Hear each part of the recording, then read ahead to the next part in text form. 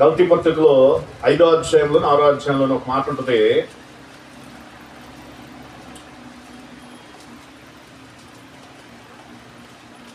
దానికి ముందుగా యేసుక్రీస్తు వారు దేవాలయంలో కూర్చొని కానుక పెట్టి దగ్గర కూర్చున్నాడు. కానుక పెట్టి దగ్గర కూర్చున్నప్పుడు అందరూ కూడా తమ సంపాద్యములో నుండి ఇస్తూ ఉన్నారు. ఒక్క వ్యక్తి దేవుని దగ్గర నుండి సాక్ష్యం పొందుకుందండి. ఎవరామె? ఎవరు? ఎదవరాలు. నేను ఈ సంఘంలో కూడా కొంతమంది ఉన్నారు, నేను వాళ్ళని ఎప్పుడు మర్చిపోలేని స్థితి అండి. ఎందుకంటే వాళ్ళు ఎలాంటి పరిస్థితుల్లో ఇస్తున్నారో తెలియదు, కానీ నేను వాళ్ళని గొప్ప చేయట్లా, వాళ్ళని గొప్పగా మాట్లాడట్లా. ఎందుకు ఈ మాట అంటానంటే, ఈ పేద ఎదవరాలు తమ జీవనాధారముల నుండి దేవునికి ఇచ్చింది. బయటికి వెళితే ఆకలి అవుతుందేమో, బయటికి వెళితే ఏమన్నా అవుతుందేమో అని ఆలోచన చేయకుండా ఆమె ఇచ్చింది. నేను వాళ్ళని ఈ రోజు కాదు, నేను వారు అనుదినములో పరిచర్య అయిన సమయం నుండి వాళ్ళని గమనిస్తా ఉన్నా. వారు కష్టార్జితములో ఎంతైతే వచ్చిందో, వారు వచ్చిన సాయంత్రానికి, వచ్చిన మరుసటి రోజుకు సేవకుడు కనపడగానే, అయ్యా మా భాగం ఇది అని, ఇది మా కొరకు ప్రార్థన చేయని అప్పగించేటువంటి తల్లులు కనబడేటువంటి వారు ఉన్నారు. యేసుక్రీస్తు వారు ఎలాంటి వారిని గమనించాడో నాకైతే తెలియదు, కానీ ఇక్కడ ఉన్నటువంటి వారందరిలో కూడా నేను ఏళ్లలో 2, 3, 4గా నేను గుర్తించగలిగి చెప్పగలను. ఎందుకో తెలుసా? ఈరోజు ఒక రకంగా నేను చెప్పాలంటే, నేను పోషించబడుతుంది కూడా ఆ 2, 3 యొక్క అర్పణ శ్రేష్టమైన అర్పణే అని నేను ఒక్కొక్కసారి మా ఇంట్లో ప్రార్థనలో నేను చెప్తా. ఎందుకంటే వారు రాబడి దేవునికి ఇస్తే, ఆ దేవుని ఫలము దశమ భాగములో నుండి దశమ భాగం తీసి దాన్ని మేము మా కుటుంబంలో వాడుకోవడానికి అవకాశం ఇచ్చాడు. ఎందుకో తెలుసా? అది దేవుని భాగము. అందుకే అక్కడ రాయబడతా ఉంటుంది గలతీ పత్రిక, వాక్యోపదేశము పొందువాడు ఉపదేశించువానికి మంచి పదార్థముల అన్నిటిలోనూ ఏమి ఇవ్వాలంట? కొన్నిట్లోనా అన్నిట్లోనా? ఏమిస్తున్నాం మనం? సావుకునికి ఇస్తున్నామా? మరి ఎంత ప్రేమిస్తున్నాం అంటే, మాటల్లోనా పనుల్లోనా? ఏం ప్రేమిస్తున్నాం?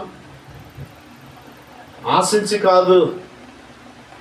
నీవు వాక్యము చేత బలపడుతున్నావు, వాక్యము చేత ఆదరించబడుతున్నావు, ప్రార్థనలో ఎదుగుతున్నావు, ప్రార్థన సహవాసంలో ఉన్నావు కదా, మరి ఇంటి ప్రేమలో నీవు ఉన్నావు కదా, మరి ఇంటి అభివృద్ధిలో నీవు పొందుతున్నావు కదా, నా కుటుంబము మేలు పొందుతుందయ్యా అని సాక్ష్యం చెప్పుకుంటున్నావు కదా.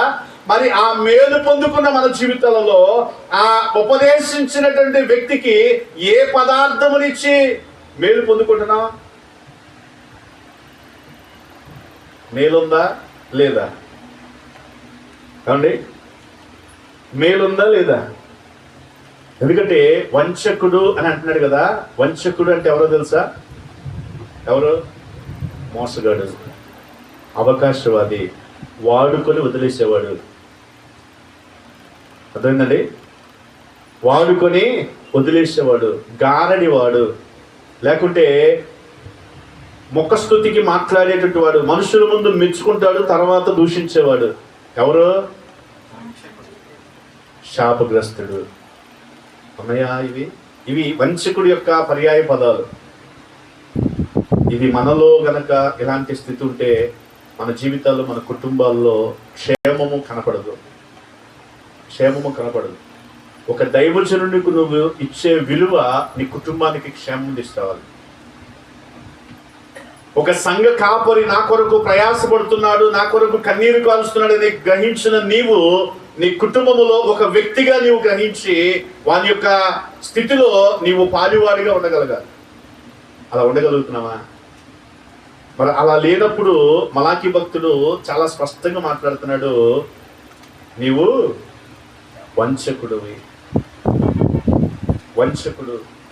రోజు ప్రియమైన దేవుని వల్ల మన జీవితాల్లో మనము ప్రభు దగ్గర మనం పరిశీలన చేసుకుంటూ ప్రభు ఎదుట మనం ఎలా ఉన్నామో మనం జ్ఞాపకం చేసుకోవాలి. ఎందుకంటే పౌలు గారు మాట్లాడుతూ ఉన్నారు కదా, నేను సమస్తాన్ని వ్యయపరిచాను, సమస్తాన్ని ఖర్చు అయిపోయాను కాబట్టి నేను మిమ్మల్ని ఎక్కువగా ప్రేమించాను, మీరైతే నన్ను తక్కువగా ప్రేమిస్తున్నారు.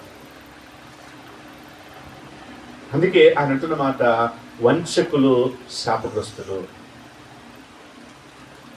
గుడ్డిదాన్ని ఇస్తా ఉన్నారంట, మంచిది ఇవ్వట్లేదంట. దేవుని దగ్గరకు వచ్చేటప్పుడు శ్రేష్టమైంది రావట్లేదు, పాడైపోయింది, పనికిరాంది వస్తుంది, ఉపయోగం లేనిది దేవుని సన్నిధికి ఇస్తా ఉన్నా.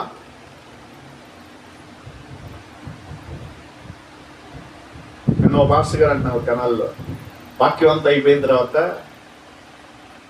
ముగింపు అయిపోయిన తర్వాత ఆయన ఒక 20 నిమిషాలు మాట్లాడిన తర్వాత అంటారు, అన్న వాక్యం అయితే దేవుడు మా సంఘాన్ని బ్లెస్ చేశాడు,